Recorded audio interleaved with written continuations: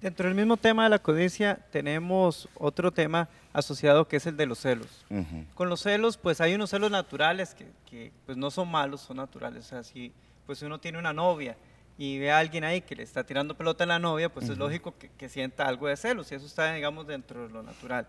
Pero hay celos enfermizos, celos injustificados. ¿Esto tendrá alguna relación con el 10.º mandamiento, don Hugo? Sí, sí, los celos obviamente también son catalogados como obras de la carne, son catalogados como pecado y también se puede ver como una violación a ese 10.º mandamiento, porque los celos lo que me provocan a mí es un falso sentimiento de dominio sobre algo que no me pertenece.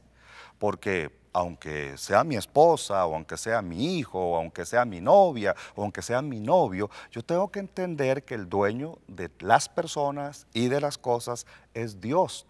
Y los celos producen amargura y los celos, perdón, pueden producir aún acciones violentas y los celos pueden producir muchas otras obras de la carne, acciones que no son correctas, motivaciones que no son correctas. Y entonces los celos me pueden hacer a mí actuar en formas hasta irracionales. ¿Por qué? Porque yo no entiendo el concepto de propiedad, de quiénes son los hijos, de quién es mi cónyuge, de quién son las cosas que yo tengo. Yo tengo que entender que yo solo soy administrador de los bienes y las personas que Dios ha puesto a mi alrededor. La Biblia dice de Dios, de Jehová, son los cielos y la tierra, el mundo y los que en él habitan. Las personas, las cosas, todo pertenece a Dios. Yo soy administrador de las personas y de las cosas, aunque sea esposo o esposa, hijos, padres o madres. Yo no soy el dueño de las personas y tampoco soy el dueño de las cosas. Entonces, si yo tengo un falso concepto de propiedad, mi mujer, número uno, qué frase realmente no tan bonita, ¿verdad? Mi hombre, mi mujer. No deberíamos decir eso, porque entendemos que es de Dios y Dios nos la dio para que la amáramos, para que la cuidáramos, para que la tratáramos como debe de ser, como Cristo amó a la iglesia. Entonces, los celos me llevan a un falso sentido de propiedad que no debería de ser. Y ahí entra esa codicia de estar casi yo luchando con Dios. O sea, ¿quién es el dueño, Dios o yo? Ah, no, Dios es el dueño, pero yo quiero a esa mujer para mí, o yo quiero a ese hombre para mí, o esa casa es mía, o esa finca es mía, o ese carro es mío. Y Dios no se va a poner a pelear con nosotros. Dios no se va a poner a pelear con nosotros. Él es el dueño y Señor. Él es el soberano.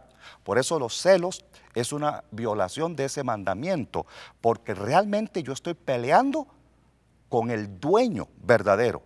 Y el dueño verdadero es Dios.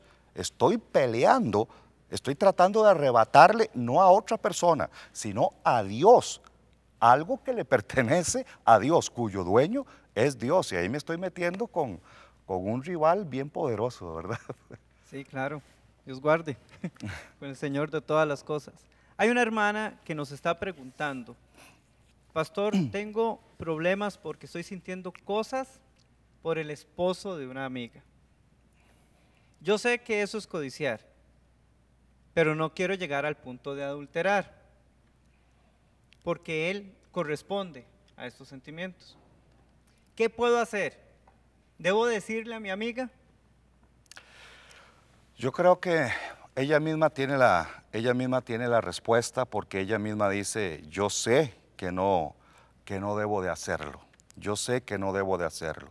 Ahí es donde hablamos en el proceso que mencionábamos al inicio de este chat, que hallamos en el libro de Santiago, capítulo 1. El libro de Santiago, capítulo 1, dice cuando alguno es tentado, no diga que es tentado de parte de Dios, porque Dios no puede ser tentado por el mal, ni Él tienta a nadie, sino que cada uno es tentado cuando de su propia concupiscencia es atraído y seducido.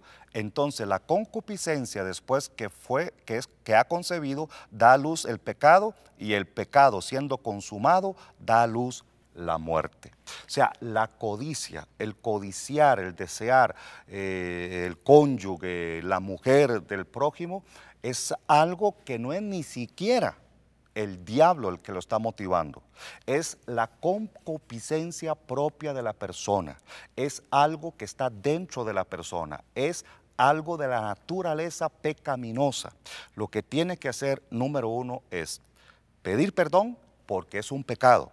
Y número dos, buscar más del Señor, porque lo único que domina la naturaleza pecaminosa es una vida espiritual más activa, como orar más, leer más la Biblia, tal vez meterse en un ayunito, congregarse más, buscar consejo espiritual, que obviamente en un chat no es el medio más correcto.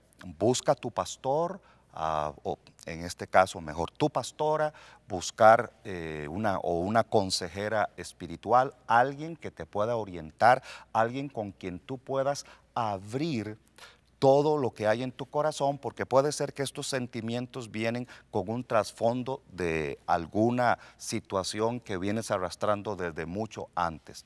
Yo te aconsejaría que sea una persona de tu propio sexo, la esposa de tu pastor o una consejera, una mujer consejera madura a la que tú le puedas hablar, pero no le hables todavía, no le hables obviamente a tu amiga, no, eso no, no, manéjalo con la esposa de tu pastor, tu pastora o una consejera, pero sí tienes que buscar ayuda. Número uno, pedir perdón, porque eso es un pecado, y arrepentirse.